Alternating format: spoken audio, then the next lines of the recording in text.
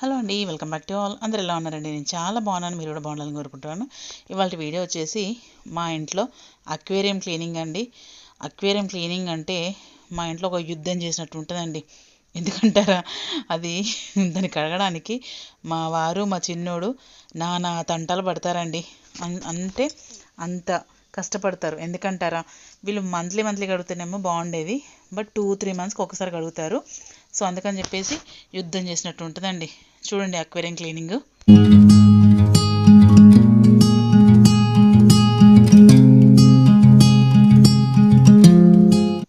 ఇదిగోండి మా అక్వేరియంలో పంప్ ఉంటుంది చూసారా, వాటర్ పంప్. యాక్చువల్లీ ఏంటంటే మామూలుగా మనకు బయట దొరుకుతుంది పంప్ విత్ ఆక్సిజన్ పైప్, బయటకు వస్తుంది అలా ఉంటుంది కదా. మా చిన్నోడు మా వారు ఏం చేశారంటే ఒక 2-3 మంత్స్కి కూడా కడుక్కోవచ్చు అనే విధంగా ఒక పంప్ సెట్ చేశారనమాట. ఆన్లైన్లో తెప్పించారు. స్టోన్స్, కోల్ అంటాం చూసారా, బొగ్గు, ఇవన్నీ తెప్పించి ఒక సెట్ లాగా ప్రిపేర్ చేసి అక్వేరియంలో ఫిట్ చేస్తారనమాట వీళ్ళు రెగ్యులర్గా. సో అలా చేస్తే మనకేంటంటే 2 మంత్స్కి కానీ అది కొంచెం స్పాయిల్డ్ అయినట్టు అనిపించదు.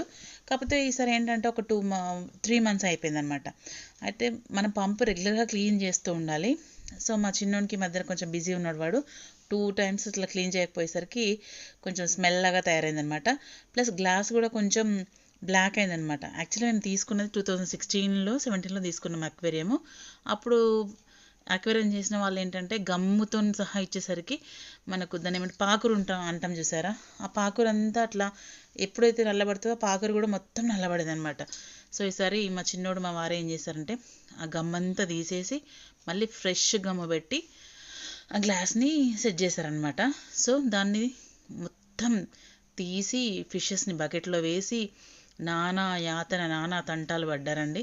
సో ఏమైంది అంటే aquarium is the most important part in the home అనమాట. ఎందుకంటారా, మన ఇంట్లో ఏదన్నా బ్యాడ్ నెగిటివ్ ఉంటే మట్టుకు ఆ ఫిషెస్ పైన వెళ్ళిపోతుంది అంటారు.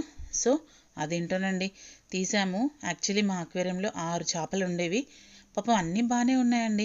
అక్వేరియం ఫిట్ చేసేసరికి ఒక చేప చనిపోయింది. అరే ఇలా ఎందుకు అయిందా అనుకున్నాను.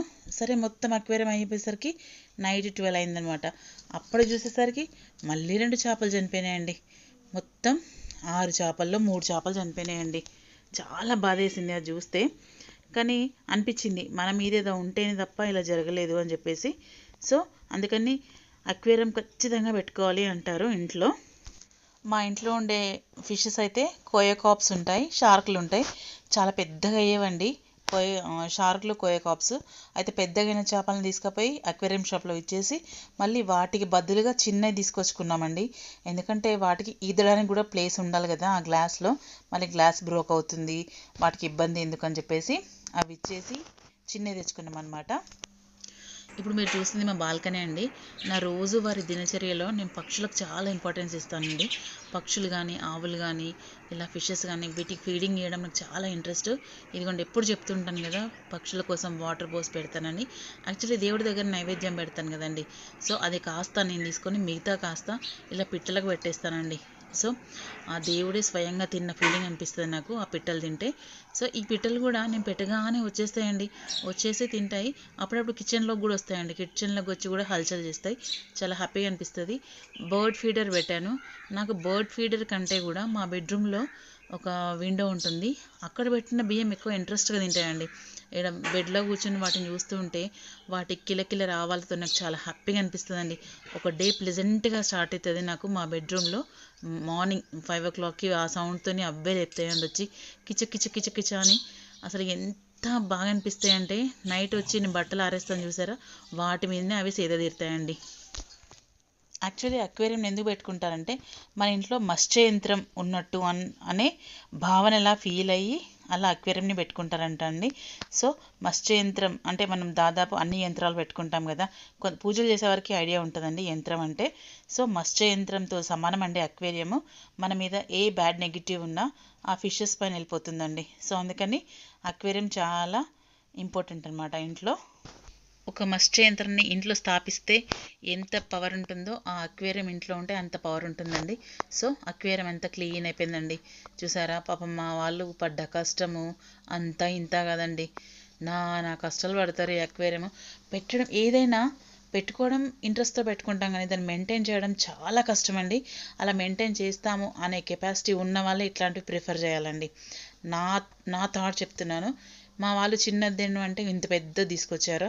నాకు దీన్ని చూస్తే పాపం వేస్తుందండి. పాపం మార్నింగ్ పైన అమ్మవారు ఉంటారు నాకు. సో అమ్మవారికి దండం పెట్టడానికి వచ్చినప్పుడు వీటి ఫీడింగ్ ఇచ్చేస్తుంటాను నేను.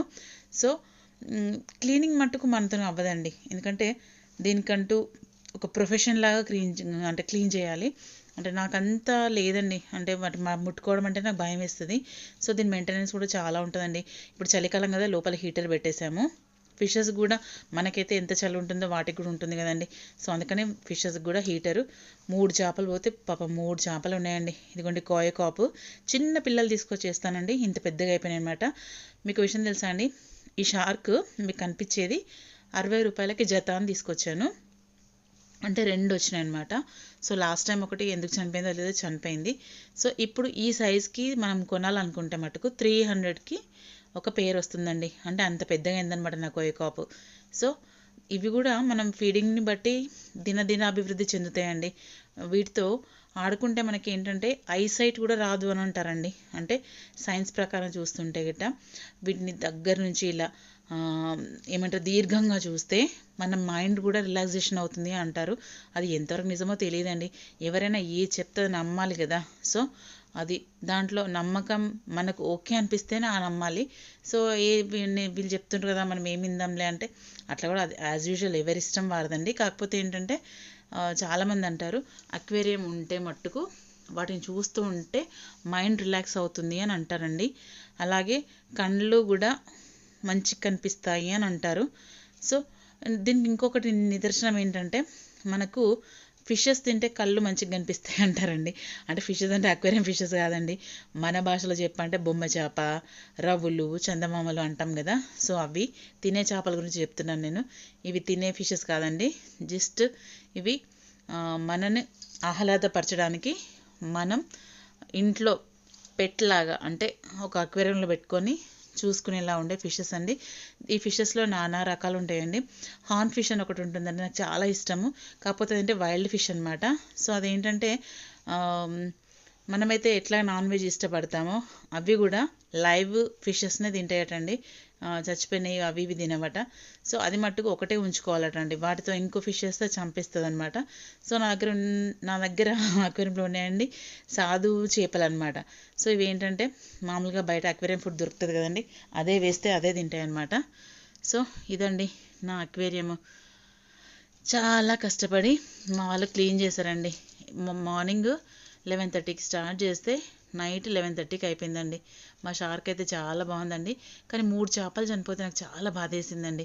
సో ఏదైనా మన అనుకునేది ఏదైనా పోతే ఎంత మిస్ అవుతామండి.